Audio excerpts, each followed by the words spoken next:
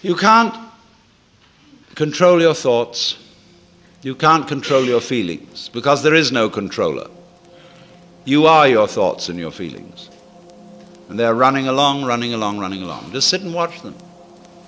Here they go. You're still breathing, aren't you? Still growing your hair? Still seeing and hearing? Are you doing that? I mean, is breathing something that you do? Do you see? I mean, do you organize the operations of your eyes? Know exactly how to work those rods and cones in the retina? Do you do that? It's a happening. It happens. So you can feel all this happening. Your breathing is happening. Your thinking is happening. Your feeling is happening. Your hearing, your seeing. The clouds are happening across the sky. The sky is happening blue. The sun is happening shining. There it is. All this happening. And may I introduce you? This is yourself.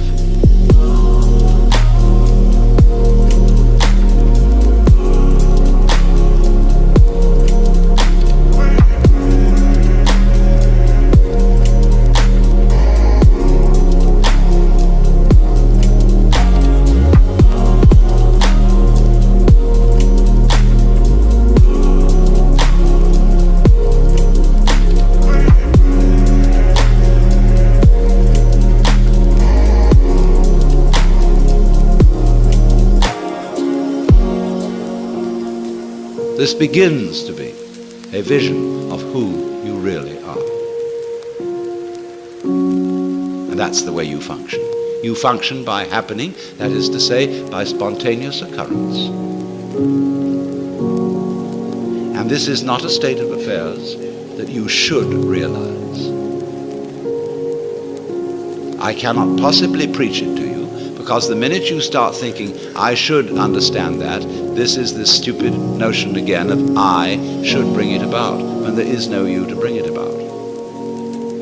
See, that's why I'm not preaching. You can only preach to egos.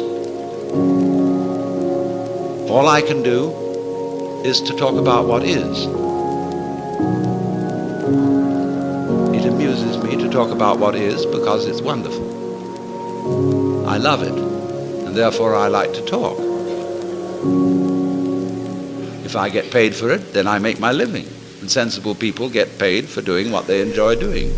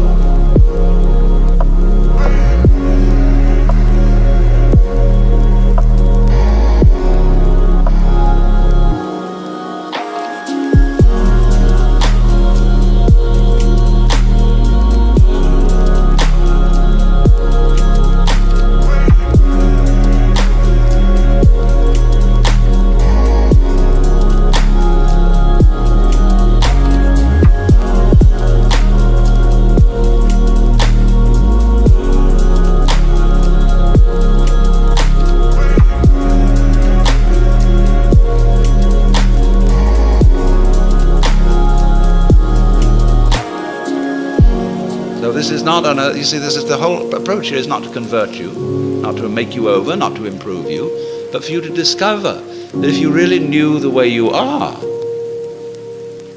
things would be sane. But you see, you can't do that. You can't make that discovery because you're in your own way. So long as you think, I'm I. So long as that hallucination blocks it. And the hallucination disappears only in the realization of its own futility. When at last you see you can't do it. You cannot make yourself over. You cannot really control your own mind. See, when we try to control the mind, a lot of yoga teachers try to get you to control your own mind, mainly to prove to you that you can't do it. There's nothing, a fool who persists in his folly will become wise. So what they do is they speed up the folly. And so you get concentrated. And you can have a certain amount of superficial and initial success by a process commonly called self-hypnosis. And you can think you're making progress. And a good teacher will let you go along that way for a while until he really throws you with it. Why are you concentrating?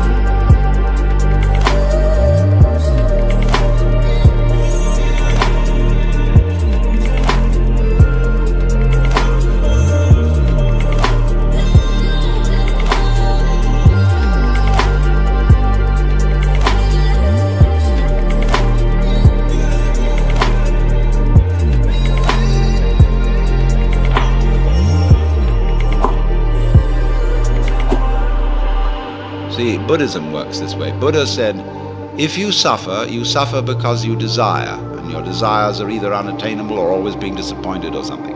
So cut out desire.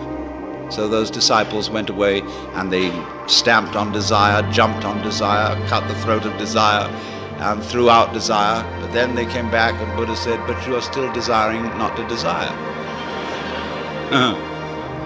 They wondered how to get rid of that. So when you see that that's nonsense, there naturally comes over you a quietness. In seeing that you cannot control your mind, you realize there is no control. What you took to be the thinker of thoughts is just one of the thoughts. What you took to be the feeler of the feelings, which was that chronic muscular strain, is just one of the feelings. What you took to be the experiencer of experience is just part of the experience.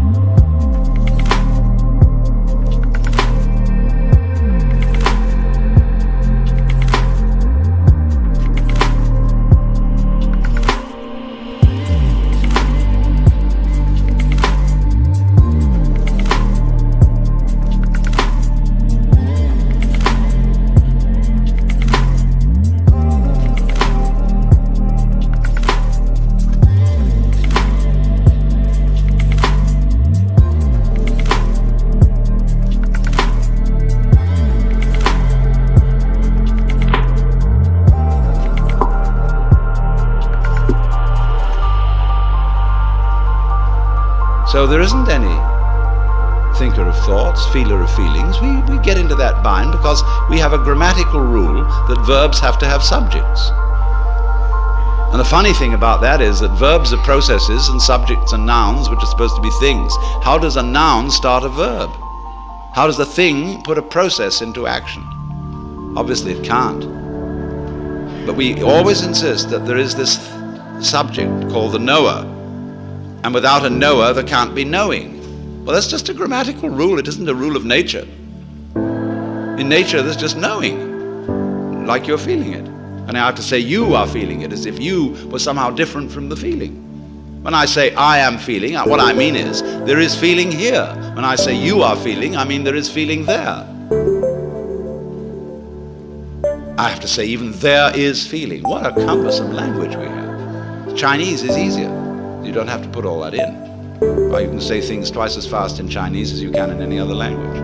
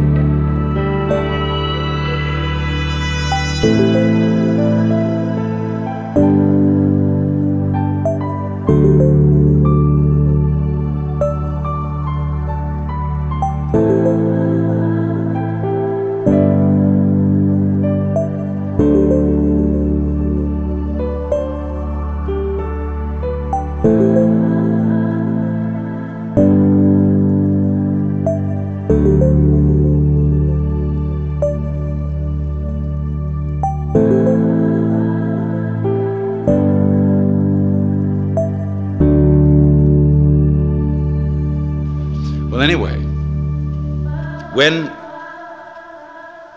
you come to see that you can do nothing, that the play of thought, of feeling, etc., just goes on by itself as a happening, then you are in a state which we will call meditation.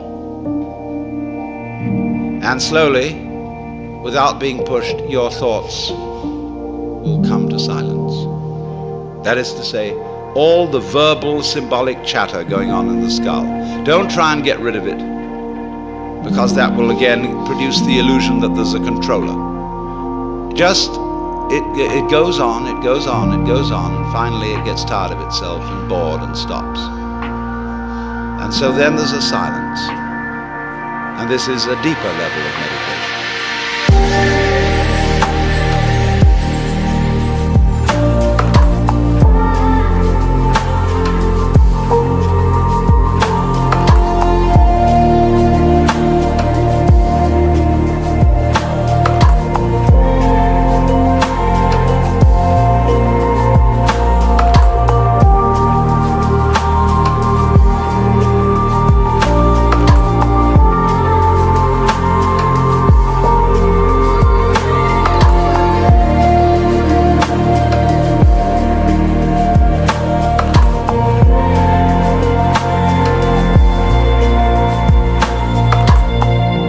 In that silence, you suddenly begin to see the world as it is. And you don't see any past, and you don't see any future. You don't see any difference between yourself and the rest of it. That's just an idea. You can't put your hand on the difference between myself and you. You know, you can't blow it, you can't bounce it, you can't pull it. It's just an idea. You can't find any material body, because material body is an idea. So is spiritual body. This is somebody's philosophical notions. See, reality isn't material. That's an idea. Reality isn't spiritual. That's an idea. Reality is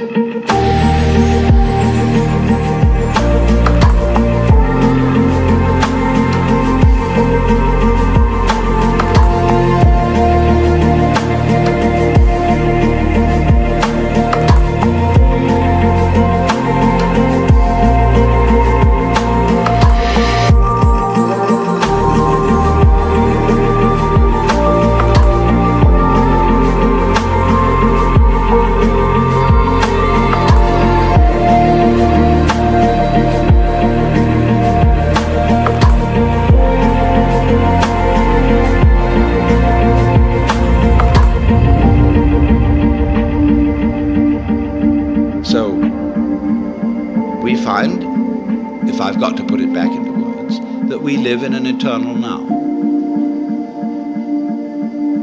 You've got all the time in the world, because you've got all the time there is, which is now.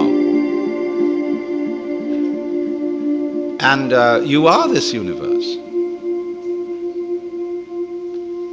And you feel this strange feeling when ideas don't define the differences. You feel that other people's doings are your doings. And that makes it very difficult to blame other people.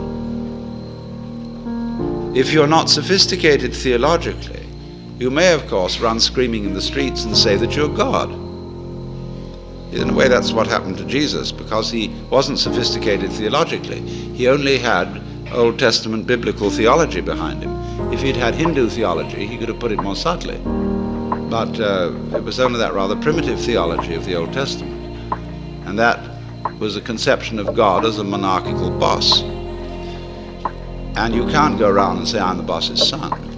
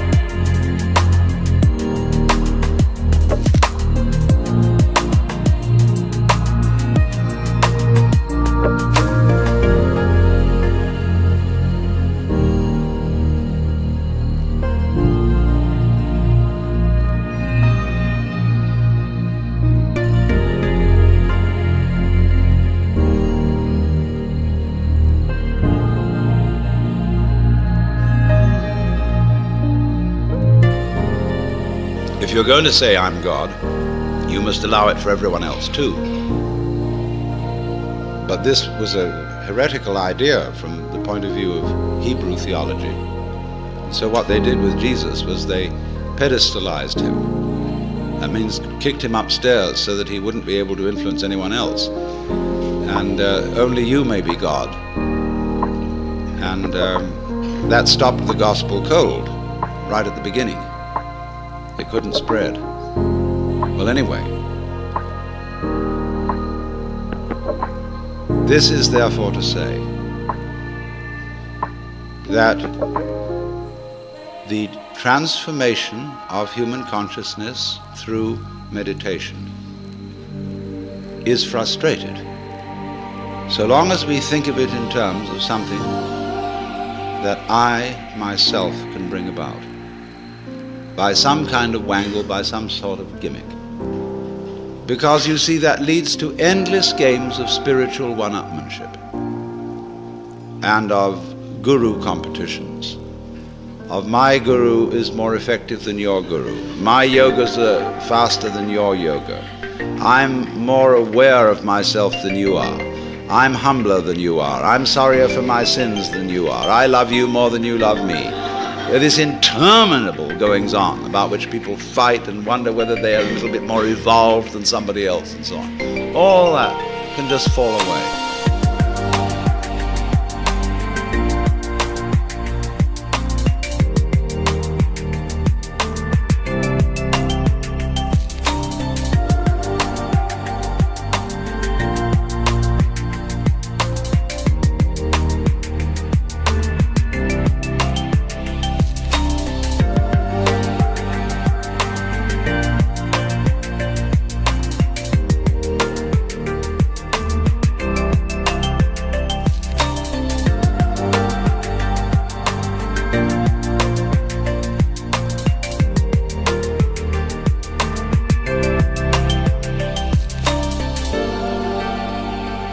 Then we get this strange feeling that we have never had, you see, in our lives, except occasionally by accident. Some people get a glimpse that we are no longer this poor little stranger and afraid in a world it never made, but that you are this universe and you are creating it at every moment. Because you see, it starts now. It didn't begin in the past. There was no past. See, if the universe began in the past, when that happened, it was now. See? Well, it's still now. And the universe is still beginning now, and it's trailing off like the wake of a ship from now. And the wake of the ship fades out, so does the past. You can look back there to explain things, but the explanation disappears. You'll never find it there. Things are not explained by the past. They're explained by what happens now. That creates the past. It begins here. That's the birth of responsibility. Because otherwise, you can always look over your shoulder and say, well, I'm the way I am because my mother dropped me. And she dropped me because she was neurotic because her mother dropped her. And away we go back to Adam and Eve or to a disappearing monkey or something. We never get at it. But in this way, you're faced with it, you're doing all this. And that's an extraordinary shock. So, cheer up. You can't blame anyone else for the kind of world you're in. And if you know, you see, that I, in the sense of the person, the front, the ego, it really doesn't exist, then it won't go to your head too badly if you wake up and discover that you're God.